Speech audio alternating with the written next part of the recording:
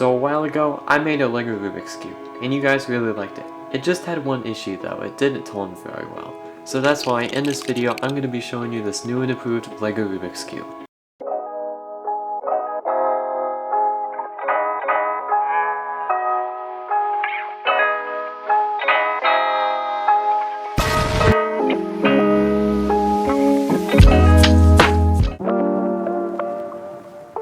So this Lego Rubik's Cube still has a couple of issues, so if you guys want to see me make a V3 of this, let me know in the comments.